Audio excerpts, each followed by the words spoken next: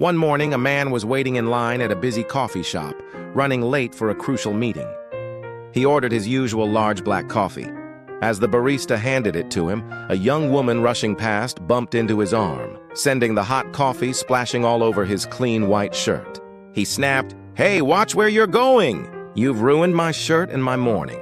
Without a word, she simply turned, her eyes filled with an unreadable sorrow, and walked out of the shop. Frustrated, he turned back to the counter to order another coffee. The barista looked at him with pity and pointed to a sign on the door the woman had just exited. It read, "Today, we're donating all proceeds to support the family of our beloved colleague who passed away yesterday." He looked down at his stained shirt, then back at the door she had disappeared through. "If my shirt is stained," he thought with a pang of regret, "her heart is broken, and I just added to her pain." Before you judge, take a breath. Maybe their battle is far greater than your inconvenience. One day, a young man was commuting home on a packed train, exhausted after a long day. He watched an older man sitting nearby, eyes closed, a faint smile on his face. He thought to himself, "How can he be so peaceful? He's probably retired without a care in the world." The older man's phone buzzed and a message flashed on the screen. "Treatment is scheduled."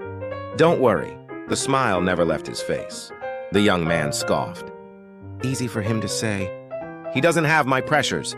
When the young man got off, he saw the older man's reflection in the window. The reflection wasn't smiling, it looked tired, almost pained.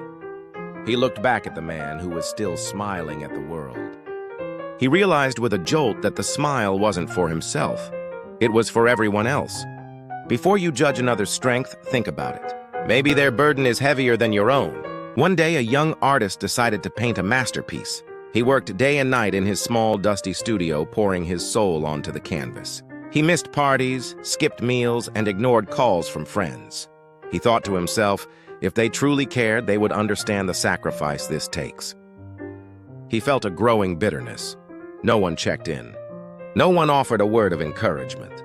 When he finally placed the last brushstroke, he felt only emptiness. He stared at his magnificent work, but there was no applause, just a hollow silence.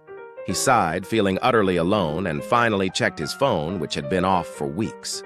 As he scrolled through his messages, he gasped with surprise. Dozens of missed calls, texts, and voicemails flooded his screen. "We miss you. Hope you're okay. Can't wait to see what you're creating."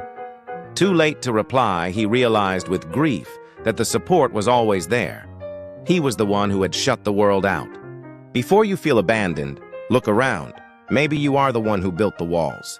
One day, a young artist was struggling in his small, cluttered studio, painting canvas after canvas with no success. He worked through sleepless nights, fueled by cheap coffee and a burning passion, ignoring the mounting bills and the doubters who told him to get a real job.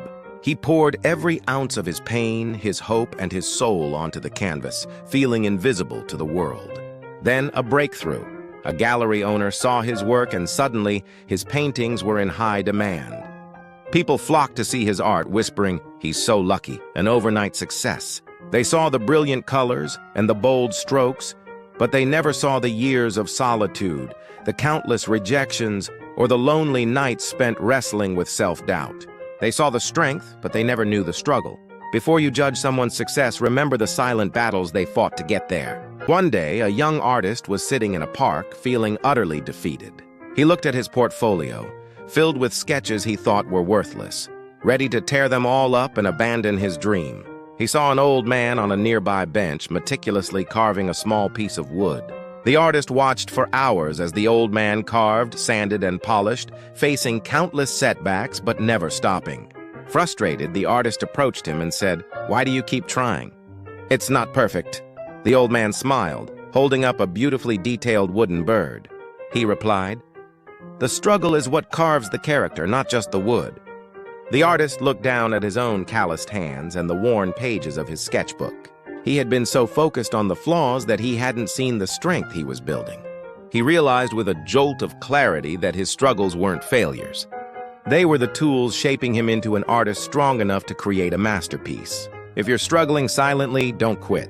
You're being prepared for a life most people couldn't handle.